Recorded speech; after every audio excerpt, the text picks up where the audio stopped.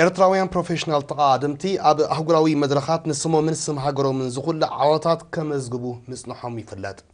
ሓደ ካብዚኣቶም ተቐዳዳማይ ክለብ ዩሮፕ ካር ናትናኤል ብርሃነ እዩ ብቐዳም ብዛዕባ ዝተሳትፎ ቅድድምን ውጽኢቱን ኣመልኪቱ ኣማኒኤል ኣልኣዛር ዘዳለወ ጸብጻብ ኣሎ ስዒቡ ኸቕርብ እዩ ኤርትራዊ ተቀዳዳማይ ክለብ ዩሮፕ ካር ናትናኤል ብርሃነ ቀዳም 19 ሚያዝያ ኣብ ፈረንሳ ዝተኻየደ ናይ ሓደ መዓልቲ ናይ ከተማ ውድድር ቱር ፌንስትረ 5ይ ደረጃ ብምሓዝ ብሉጽ ውጽኢት ኣመዝጊቦም ነቲ 185 ኪሎ ሜትር ዝሸፈነ ኣህላኽን ከቢድን ውድድር ፈረንሳዊ አንቶኒዮ ዲሞይተ ካብ ክለብ ብሩክሰል ብ4 ሰዓትን 48 ደቂቕን ክዕወተሉ ከሎ ካብ ቀዳማይ ክሳብ 5ይ ደረጃ ዝሓዘ ናትናኤል ብርሃነ ኩሎም ሰዓቶም ተመሳሳሊ እዩ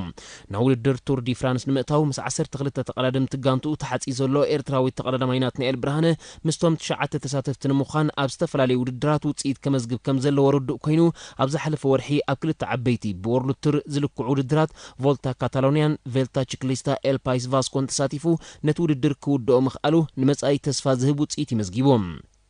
እዚ ናይ ቀዳም ውጽኢት ናትናኤል ነቲ ተበጊስሉ ዘሎ ዕላማ ዝሕግዞ ምዃኑ ናትናኤል ብመገዲ ፌስቡክ ኣብ ዝሃቦ መግለጺ ኣገንዚቦም ኩለን ጋንታት ቅድድም ብሽክለታ ናብ ውድድር ቱር ዲ ፍራንስ ዝኣቱ ተቐዳደምተን ዝመዝናሉ ውድድር እቲ ኣብ ወርሒ ሰነ ኣብ ፈረንሳ ዝካየድ መዳለዊ ቱር ዲ ፍራንስ ዝኾነ ክራይቴሪየም ዶፊነ ምዃኑ እዩ ዝግለጽ ናትናኤል ብርሃነ ድማ ኣብዚ ውድድር ክሳተፍ ተመሪጹ ምህላው ይፍለጥ